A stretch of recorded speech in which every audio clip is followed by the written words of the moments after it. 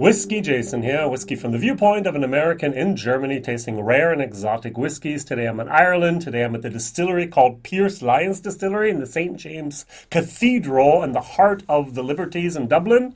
Wonderful place to visit. Great people there, great story. Now this is actually the Marriage of Malt. This is the 2019 exclusive, distillery exclusive, one of 888 bottles. Now, every July 25th, they want to actually release a new Marriage of Malt, a new distiller exclusive, and apparently last year, the 2019 version did not sell all 880 bottles, and therefore they made their way to Germany, to one of the importers here in Germany for Irish whiskey called, for Mareike Spitzer, www.irish-whiskeys with an s.de. And this bottle was made available to me for €74.90 is what I paid, 75 euros. Now, I'm going to compare it to another warehouse release. This is from Tullamadoo. Now, I bought this about 3 years ago. I was actually at the distillery there. Distillery's wrong. At the visitor center. The distillery is down the road about another 3 to 4 miles, and you need a special invitation to get in there. This was 55 euros. It's 54 euros 90 is what I paid for this. So we're at 46%, and over here we're at 44%. Why 44%?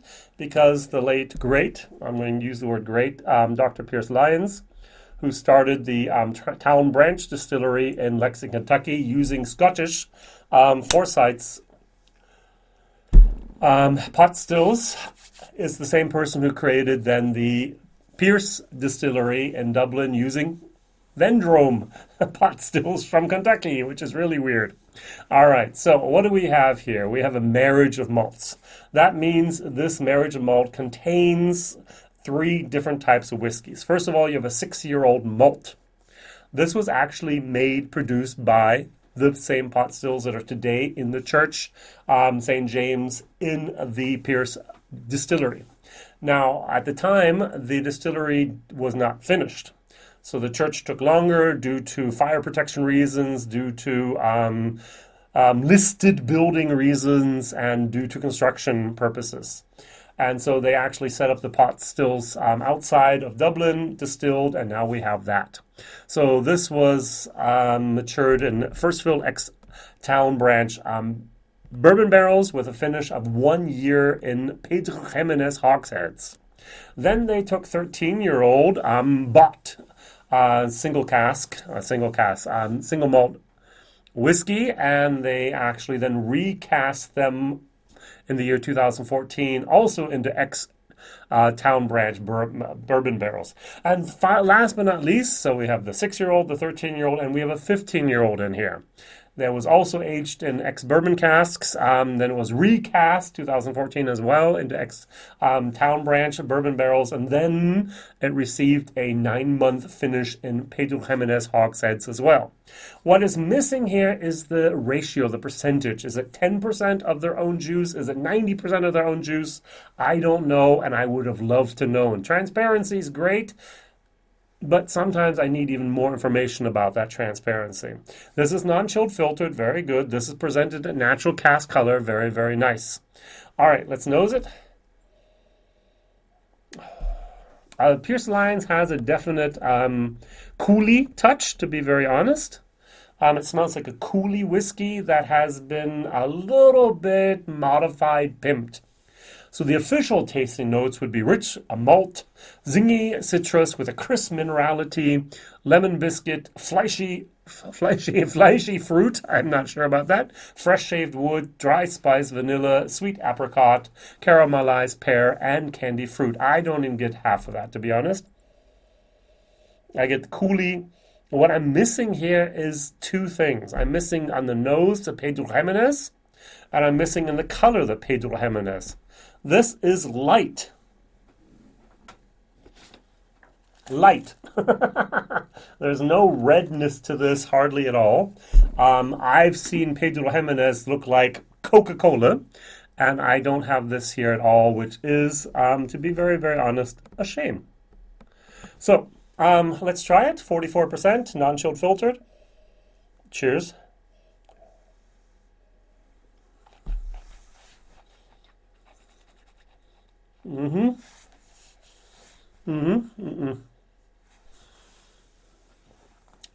It says on the official tasting note, rich, silky maltiness. I'm not getting silky at all. Crisp, fresh citrus, maybe. Candied fruit, maybe. Rich, round, toasted oak, vanilla, custard, light pepperiness. Take the word pepperiness and put it at the beginning. I'm getting a lot of heat here, especially for a 13 to 15-year-old whiskey. That is hot. And I'm getting absolutely hardly any sherry, Pedro Jimenez moments at all. So I'm going to ask myself, I'm going to ask you as well, people from Pearse Lyons, how many times were these Pedro Jimenez casks used? Is it fifth fill or what are they? Where is that influence? And second of all, wow. Rant time. Going over here, the warehouse release.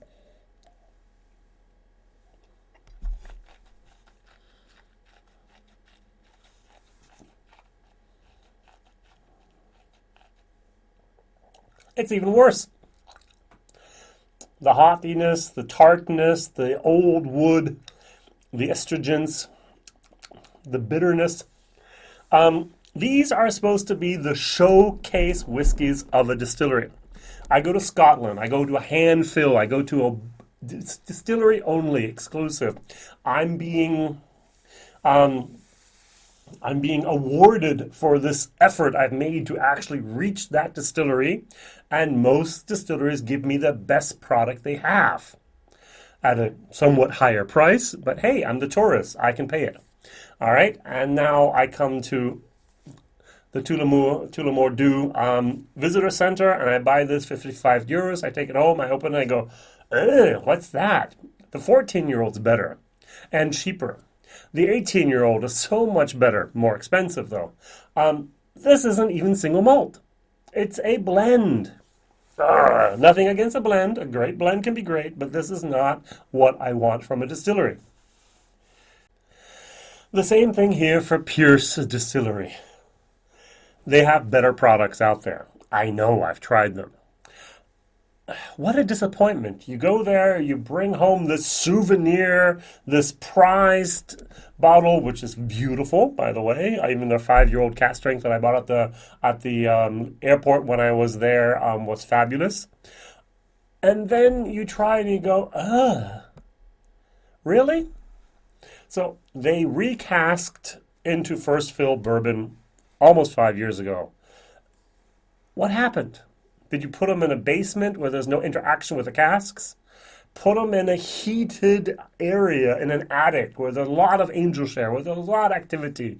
You have additive maturation where the wood gives something to the spirit, which in this case it hardly did if you look at the color. And you have subtractive maturation where the wood absorbs some of these harsh moments of the whiskey, which unfortunately are still in here. This is your prize showcase flagship whiskey at your distillery, and it should be the best, and it's not. Neither is it here, nor is it here. And that's a shame. People in Scotland know how to do it. People in Germany know it. The distilleries know how to do it. People in America know how to do it. Well, Beam sometimes, yeah. Sometimes they don't. But apparently in Ireland, if you go to the distillery, you don't get the best. You're not actually rewarded with something, and that is a pity. All right, rant over. Going back here, going to taste it one last time. Adding 1, 2, 3 drops of water.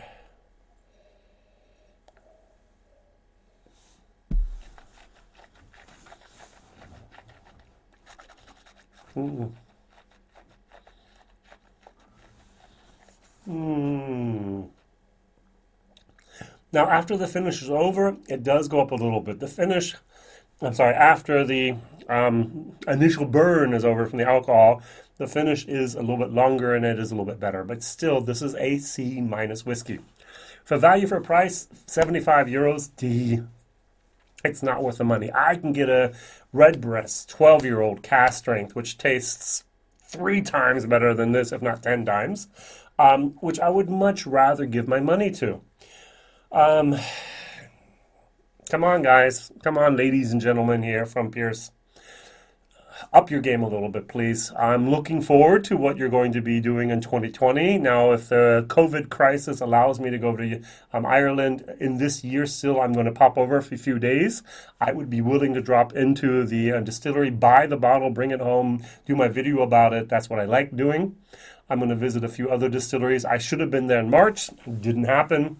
So let's see if I can do it maybe in September this year or not. We will never know. Over here, same thing, all right? William Grant & Sons, you have great products out there. You have wonderful, wonderful things. Up your game in your warehouse release, please. All right, thank you very much for watching. My rant is over. My question of the day is, what is your favorite distillery exclusive bottling? I was at Glenmorangie Distillery. Their hand fills are amazing. If you go to Glendronach,